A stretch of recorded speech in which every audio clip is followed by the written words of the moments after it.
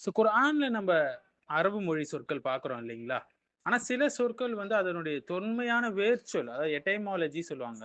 அது வந்து பாரசீகத்திலேருந்து வந்திருக்கும், எத்தியோப்பியாலேருந்து வந்திருக்கும், எபிரேய மொழியிலேருந்து வந்திருக்கும், சிரியா மொழியிலேருந்து வந்திருக்கும், கிரேக்க மொழியிலேருந்து வந்திருக்கும், மற்ற மொழிகள்லேருந்து வந்திருக்குங்க. ஸோ நம்ம பார்க்கலாம். அல் குர்ஆன் பல இடங்கள்ல சொல்லுது. "இன்னா அன்சல்னாஹு குர்ஆனன் அரபியன்." நிச்சயமாக நாம் இந்த குர்ஆனை அரபு மொழியிலான குர்ஆனாக ஆக்கியிருக்கிறோம் அல்லாஹ் சொல்றாங்க. சூரா யூசுஃப்ல கூட. ஸோ பிலிசானின் அரபியின் முபீன் என்று சொல்றான். அரபு மொழியில நம்ம இறக்கியிருக்கோம்னு சொல்றான். தெளிவான அரபு மொழியில. சூரத்து ஷுஅரால கூட. ஸோ இவ்வளவுகள் இருந்தாலும், சில சொற்கள் அரபு மொழி பயன்பாட்டுல இருந்தாலும், அதனுடைய தொன்மையான வேர்ச்சொல் வந்து மற்ற மொழிகள்லேருந்து வந்திருக்கலாம் என்று மொழியியல் அறிஞர்கள் சிலர் சொல்றாங்க. அதே சமயம் வந்து இது குறித்து அறிஞர்களிடம் கருத்து வேறுபாடும் இருக்கு. பலர் வந்து அந்த சொற்கள் வந்து குர்ஆன் இறங்கும் காலத்தில் உள்ள அரபு மொழியில் இயல்பாக பயன்படுத்தப்பட்டு விட்டதுன்னு சொல்றாங்க.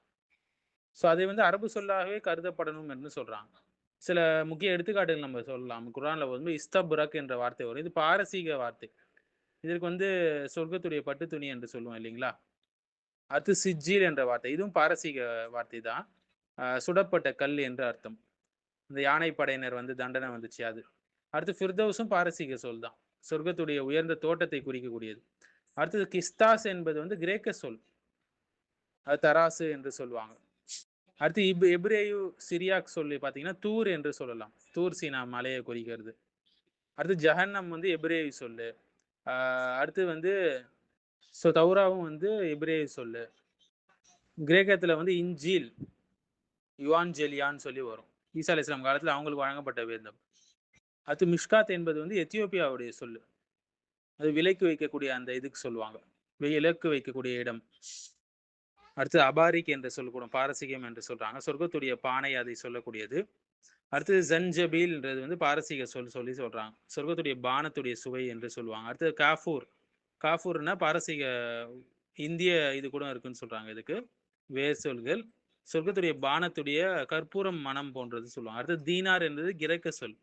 பொருளாதாரம், நாணய பரிமாற்றத்துல வரக்கூடியது. திர்ஹம் வந்து கிரேக்கம். யூசுப் அலைஹிஸ்ஸலாம் சம்பவத்துல கூட வரும் பாருங்க. குர்ஆன் முழுமையாக அரபு மொழியிலே உள்ளது இல்லைங்களா? இது வந்து குர்ஆனுடைய அரபு தன்மைக்கு முரண் கிடையாதுங்க. இத்தகைய சொற்கள் வந்து அந்த கால அரேபியாவிலும் வணிக, கலாச்சாரம் மற்றும் மொழி தொடர்புகளை எடுத்துக்காட்டுது. மொழிகள் வந்து ஒன்றிலிருந்து ஒன்று சொற்களை எடுத்துக்கொள்வது வந்து இயல்பான மொழியியல் நிகழ்வு. இமாம் சுயூத்தி ரஹிமஹுல்லாஹ் அல் இத்கான் என்ற நூல்ல 100லேருந்து 120 சொற்கள் வந்து வெளிமொழி மூலத்தை கொண்டிருக்கலாம் என்று பட்டியல் போடுறார். லிஸ்ட் போடுறார். அல் இத்கான் ஃபி உலுமில் குர்ஆன். ஆனா இது அனைவராலும் ஏற்றுக்கொள்ளப்பட்ட இறுதி பட்டியல் கிடையாது. ஒவ்வொரு சொல்லின் மூலத்தை பற்றியும் மொழியியல் அறிஞர்களுக்கு மத்தியில் விவாதங்கள் இருக்கு.